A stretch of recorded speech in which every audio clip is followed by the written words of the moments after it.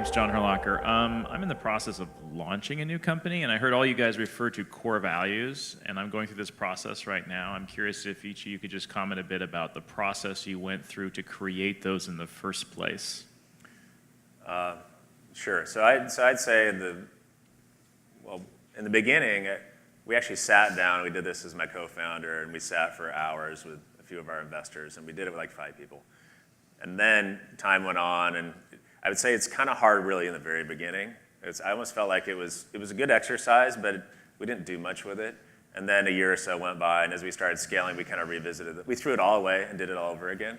We had more money, so we actually leveraged a company called the Table Group. I don't know if you're familiar with them, but they worked with execs at Airbnb and whatnot. It's the guy that, Patrick yeah, that wrote the 5 Dysfunctions of a Team, whatever. It's not cheap, but what I would say is it really helped, 1, unify our exec team, and 2, we spent a whole weekend and just went through core values and came up with a new set of things that we did.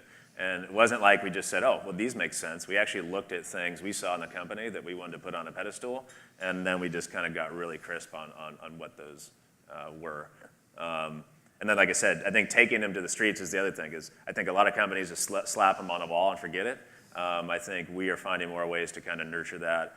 We just hired somebody like our director of people. At this stage, his job is to make sure those stick and are infused in the company. It's part of what his role is.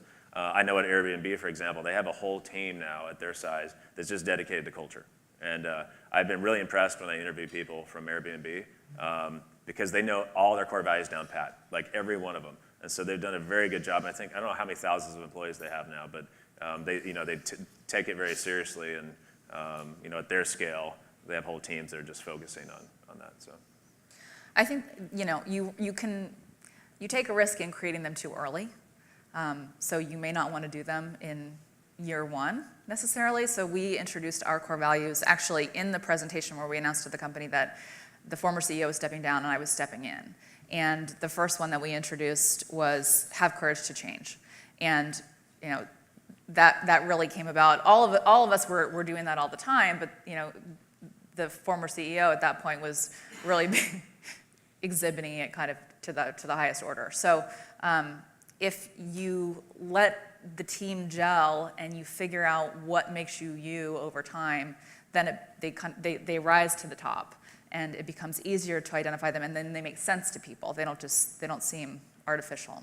Yeah, I mean, we had maybe a similar experience in that when I started a year ago, we were 10 people, we were 15 people, and we were working out of a temp office space, and it was a collection of both people that were new to the company, to ReachNow, and a few people that had come over from BMW. And so we had sort of what BMW's core values were and kind of their corporate goals.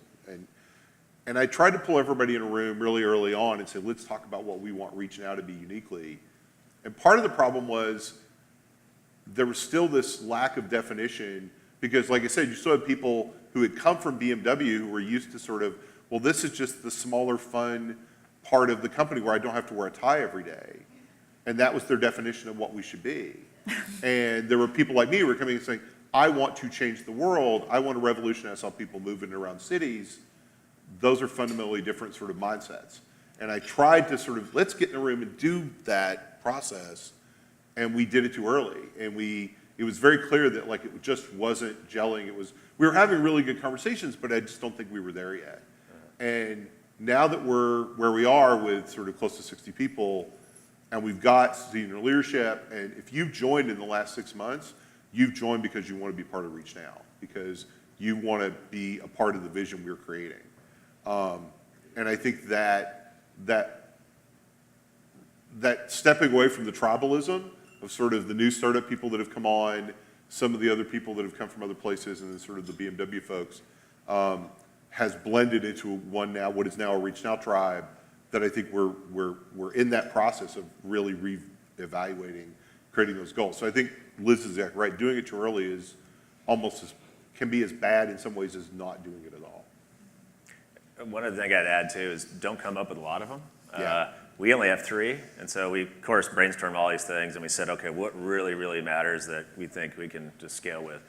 So we decided to stick to 3, but I've heard of other companies that have gotten bigger where they have like 7 of them, and you ask someone, what are your core values? They can't even name them all. So clearly it's just kind of a worthless exercise. So I'd say be really clear about why you have those values, I don't feel like more is better, I guess is my point. Yeah, I would second less is more, certainly when it comes to values.